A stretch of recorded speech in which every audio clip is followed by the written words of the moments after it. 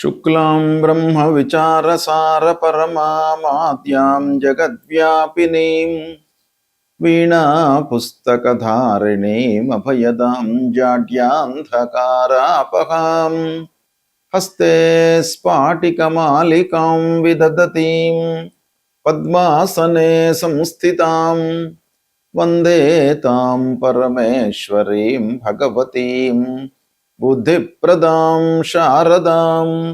श्री महागणाधिपतये नमः। श्री महासरस्वत्यै नमः। श्री गुरुभ्यो नमः। ఆగస్టు మాసం ఆషాఢ కృష్ణ తదియ శనివారం నుండి శ్రావణ కృష్ణ తదియ సోమవారం వరకు ఉంటున్నది. అయితే ఈ ఆగస్టు మాసంలో గ్రహస్థితికి అనుకూలంగా అంటే గ్రహస్థితి ఆధారంగా మేషాది ద్వాదశ రాశుల వారికి గోచార ఫలితాలు ఎలా ఉన్నాయి అనేటువంటి విషయాన్ని తెలుసుకుందాం. ఈ ఆగస్టు మాసంలో ఉన్నటువంటి గ్రహస్థితిని గనక చూసినట్టయితే సూర్యుడు 17వ తారీఖు వరకు కర్కాటక రాశిలో సంచరిస్తున్నాడు. తదనంతరం సింహరాశిలోకి ప్రవేశించి మాసాంతం కూడాను సింహరాశిలో ఉంటున్నాడు. ఇక కుజుడు 2వ తారీఖు నుండి మాసాంతం వరకు కూడాను మిథున రాశిలో ఉంటున్నాడు. బుధుడు 5వ తారీఖు వరకు మిథున రాశిలో ఉన్నాడు. 5 నుండి 22 వరకు కర్కాటక రాశిలో సంచరిస్తున్నాడు.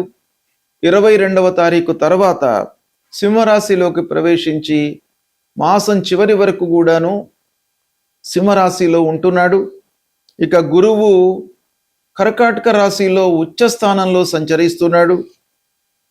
శుక్రుడు ప్రారంభం నుండి 1వ తారీఖు నుండి కూడాను కన్యా రాశిలో సంచరిస్తున్నాడు. శని మీనరాశిలో వక్రరీత్యా సంచరిస్తున్నాడు ఈ మాసంలో. రాహువు కుంభరాశిలో సంచరిస్తున్నాడు. కేతువు సింహరాశిలో సంచరిస్తున్నాడు. ఈ విధంగా ముఖ్యమైనటువంటి 9 గ్రహాల యొక్క సంచారము ఈ రాశుల్లో జరుగుతుంది ఈ ఆగస్టు మాసంలో. అయితే ఈ సంచారము రాశుల వారీగా ఎలాంటి ఫలితాలను ఇవ్వబోతుంది, ఎలాంటి ఫలితాలు ఉంటాయి, ఏ ఏ విషయాలలో మనం జాగ్రత్తలు తీసుకోవాలి, ఏ ఏ విషయాలలో మనకు మంచి ఫలితాలు కలుగుతాయి, ఒకవేళ ప్రతికూలమైనటువంటి స్థానాలలో గ్రహాలు ఉన్నట్టయితే మనము ఏమి పరిహారాలు చేసుకోవాలి అనేటువంటి అన్ని విషయాలను కూడాను కూలంకషంగా మనము తెలుసుకుందాం. తులారాశి వారికి ఆగస్టు మాసంలో ముఖ్యంగా మహిళలకు గోచార ఫలితాలు ఎలా ఉన్నాయో తెలుసుకుందాం. గోచార ఫలితాలు ముఖ్యమైనటువంటి గ్రహాలు సంచరిస్తున్నటువంటి స్థానాలపై ఆధారపడి ఉంటుంది గనుక ఈ మాసంలో ఈ తులారాశి వారికి రవ్యాది గ్రహాలు ఏ ఏ స్థానాలలో ఉన్నాయి అనే విషయాన్ని గనక మనం చూసినట్టయితే సూర్యుడు దశమ ఏకాదశ స్థానాలలో సంచరిస్తున్నాడు. చాలా అనుకూలంగా ఉన్నాడు. చాలా మంచి ఫలితాలను ఇస్తాడు. కుజుడు 9వ స్థానంలో ప్రతికూలంగా ఉన్నాడు. బుధుడు 9, 10, 11 స్థానాలలో అనుకూలంగా ఉన్నాడు. గురువు దశమ స్థానంలో ఉచ్చ స్థితిలో ఉన్నాడు. దశమ స్థానము గోచార రీత్యా ప్రతికూలమే అయినప్పటికీ కర్కాటక రాశి సంచారము, కర్కాటకము బృహస్పతికి ఉచ్చ స్థానం గనక ఉచ్చ స్థానంలో సంచరిస్తున్నప్పుడు కొంత మంచి ఫలితాలను ఇచ్చే అవకాశం కూడాను ఉంటుంది. శుక్రుడు ద్వాదశ స్థానంలో అనుకూలంగా ఉన్నాడు. శనైశ్వరుడు 6వ స్థానంలో సంచరిస్తున్నాడు, వక్రించి ఉన్నాడు. శుభప్రదమైనటువంటి ఫలితాలను ఇస్తాడు. రాహువు పంచమము ప్రతికూలం, కేతువు ఏకాదశ స్థానంలో అనుకూలంగా ఉన్నాడు. ఈ విధంగా ఈ స్థానాలలో గ్రహాలు సంచరిస్తున్నాయి. వీటి యొక్క ఫలితాలను మనము చూసినట్టయితే సూర్యుడు దశమ ఏకాదశ స్థానాలలో ఏకంగా చాలా అనుకూలంగా ఉన్నాడు. 17వ తారీఖు వరకు దశమ స్థానం వృత్తికి సంబంధించినటువంటి స్థానం. ఉద్యోగంలో మీకు మంచి ఫలితాలు అంటే ఉద్యోగంలో మీకు వర్క్ ప్లేస్ లోపల మీ నైపుణ్యానికి గుర్తింపు, అధికారులతో సయోధ్య, అధికారుల ఆదరణ, యాజమాన్యంలో మీకు మంచి స్థితి, మంచి పేరు లభించడము, గౌరవ మర్యాదలు లభించడము, ఇవన్నీ కూడాను 17వ తారీఖు వరకు బాగా అనుకూలంగా ఉన్నాయి. 17 తర్వాత ఆదాయం పెరుగుతుంది. అంటే ఉద్యోగరీత్యా కానివ్వండి, ఆల్రెడీ మీరు పెట్టినటువంటి పెట్టుబడుల మూలకంగా కానివ్వండి, మీకు డబ్బు అందేటువంటి అవకాశం బాగా ఉంది. లాభాలు ఉంటాయి. ఇక మీరు లాభస్థానం కనుక డిజైర్స్ అనేటువంటివి మీకు నెరవేరుతాయి. కోరికలు మీకు బాగా కలిసి వస్తాయి. అంటే అనుకున్నవి అనుకున్నట్టుగా మీకు నెరవేరేటువంటి అవకాశాలు ఈ ఏకాదశ స్థానంలో సూర్యుడి సంచారం మూలకంగా కలుగుతుంది. ఇకపోతే దూర ప్రయాణాలు, ధార్మికమైనటువంటి కార్యక్రమాలలో మీరు పాల్గొనేటువంటి సూచనలు ఎక్కువగా ఉన్నాయి ఈ మాసం లోపల. హయ్యర్ ఎడ్యుకేషన్ కొరకై ప్రయత్నాలు చేస్తున్నటువంటి వాళ్లకు విదేశాలకై వెళ్ళడానికి అవకాశాలు బాగా ఉన్నాయి. దేశీయంగా మంచి సంస్థల లోపల కూడాను మీకు అడ్మిషన్ పొందేటువంటి అవకాశం బాగా కనబడుతుంది. అయితే ఉద్యోగంలో ఉన్నటువంటి మహిళల విషయం చూసినట్టయితే అదనపు బాధ్యతలు మీకు అప్పజెప్పే అవకాశం ఉంది. అయినప్పటికీ ఆ బాధ్యతను మీరు ఒక గౌరవప్రదంగా పూర్తి చేయడం మూలకంగా మీకు ప్రమోషన్ లాంటివి కూడాను యాజమాన్యము, అధికారులు ఇచ్చేటువంటి అవకాశం బాగా కనబడుతుంది. మిత్రుల సహాయ సహకారం అందుతుంది. ఆర్థికంగా మీరు ప్రోగ్రెసివ్ లైన్లోకి వస్తారు. ఇక ముఖ్యంగా గురువు 10వ స్థానంలో సంచరిస్తున్నాడు. తద్వారా మీకు ఉద్యోగంలో, వ్యాపారంలో అనుకున్నటువంటి పనులు, చేపట్టినటువంటి పనులు సకాలంలో పూర్తి అవుతాయి. తద్వారా మీరు ఒక మంచి స్థితికి పొందేటువంటి అవకాశం బాగా కనబడుతుంది. విలాసవంతమైనటువంటి జీవనానికి మీరు అవకాశాలు ఈ మాసంలో బాగా ఉన్నాయి. తదనుగుణంగా ఖర్చులు కూడాను పెరుగుతాయి. ఇకపోతే శని 6వ స్థానంలో ఉన్నాడు, వక్రించి ఉన్నాడు కనుక మీరు శత్రువులపై విజయాన్ని సాధిస్తారు. అయినప్పటికీ కొంత జాగ్రత్తగా వాళ్లతో హ్యాండిల్ చేయడం చాలా అవసరము. పోటీ పరీక్షలలో మీకు అనుకూలత కనబడుతుంది, ముఖ్యంగా విద్యార్థులకు. ఇక పిల్లల విషయంలో, ప్రేమ వ్యవహారాల విషయంలో కొంత జాగ్రత్తలు తీసుకోవడము అవసరము. అనూహ్యమైనటువంటి పరిణామాలు ఎదురవుతాయి. రాహువు 5వ స్థానంలో ఉన్నాడు కనుక మాయా ప్రపంచంలోకి వెళ్లకుండా వాస్తవాన్ని ఆలోచిస్తూ ముందుకు వెళ్ళడం చాలా మంచిది. కేతు మూలకంగా మీకు లాభాలు పొందుతారు, అనుకున్నవి సాధిస్తారు, సంతృప్తిగా ఉంటారు. అయితే ఉద్యోగంలో ఉన్నటువంటి మహిళలకు ప్రమోషన్ లభిస్తుంది.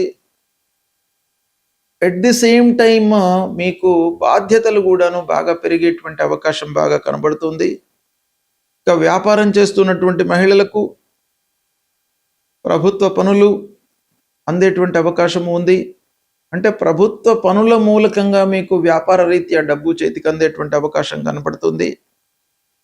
పెళ్ళైనటువంటి మహిళలకు భర్త, పిల్లలు, కుటుంబ పెద్దల యొక్క సహాయ సహకారాలు అందుతాయి. పెళ్లి కొరకై ప్రయత్నాలు చేస్తున్నటువంటి వారికి కూడాను అనుకూలంగా ఉంది. సంబంధాలు మీకు అనుకూలంగా వస్తాయి. శుభకార్యాలకు హాజరవుతారు, శుభకార్యాలు చేస్తారు. ఇక విద్యార్థినులు పోటీ పరీక్షలకు ప్రిపేర్ అవుతున్నటువంటి వాళ్ళ విషయం చూసినట్టయితే చాలా అనుకూలంగా ఉంది. కొంత కష్టపడండి, అనుకూలమైనటువంటి ఫలితాలు ఉంటాయి. ఆరోగ్యం నిలకడగా ఉంటుంది. పెద్దల యొక్క ఆశీర్వచనాలు, కుటుంబ పెద్దల యొక్క సహాయ సహకారాలు తీసుకోండి. తప్పకుండా మీకు మంచి ఫలితాలు కలుగుతాయి.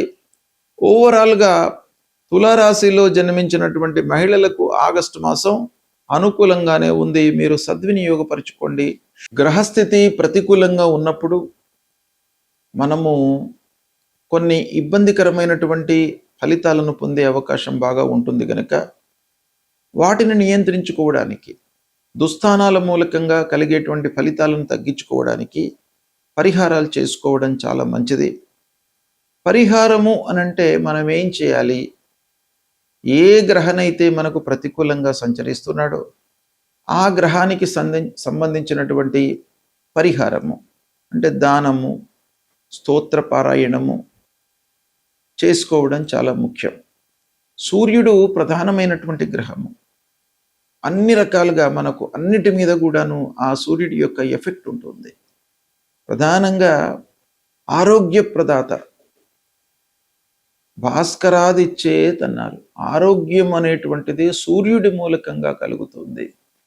ఆరోగ్యము అన్నిటిపైన కూడాను ఇండైరెక్ట్గా ప్రభావాన్ని చూయిస్తుంది గనక సూర్యుడు ఒకవేళ మన రాశి ప్రకారంగా ప్రతికూలంగా సంచరించినట్టయితే సూర్య భగవానుని ప్రీతి చేసుకోవడానికి ప్రథమ ప్రాధాన్యత ఇవ్వాలి. సూర్యుడి కొరకై మనం ఏం చేయాలి?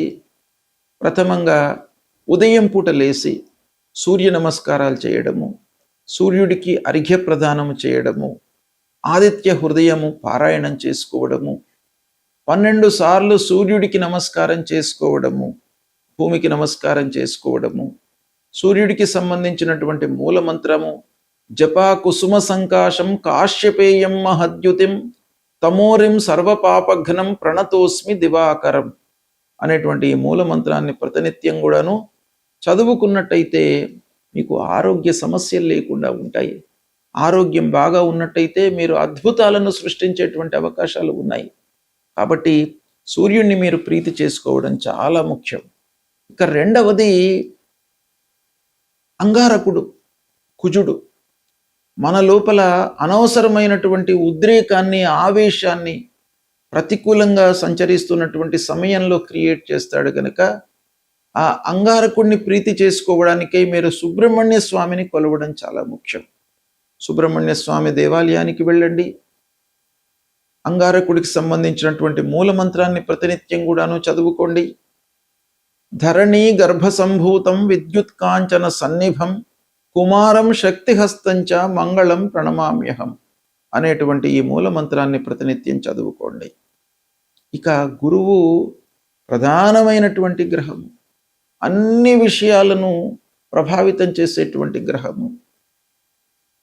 మనము అనుకున్నటువంటి కోరికలను మనకు కలిగించేటువంటి గ్రహం గనక ప్రతికూలంగా ఉన్నప్పుడు గురు భగవానుని ప్రీత్యర్థమై తల్లిదండ్రులను సేవించడము, దక్షిణామూర్తి స్తోత్ర పారాయణం చేయడము, దత్తాత్రేయ స్వామి దేవాలయానికి వెళ్ళడము, గురు చరిత్ర పారాయణం చేసుకోవడము, దేవానాంచ ఋషీణాంచ గురుం కాంచన సన్నిభం వందనీయం త్రిలోకానాం తం నమామి బృహస్పతి అనేటువంటి మూలమంత్రాన్ని ప్రతినిత్యం కూడాను చదువుకోండి.